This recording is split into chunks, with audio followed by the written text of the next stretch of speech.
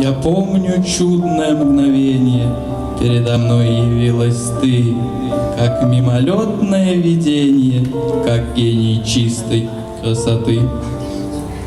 In hoping and surrounding, the wordle bustle to my ear for long, and then the word kept sounding for long and dreams can reach us dear.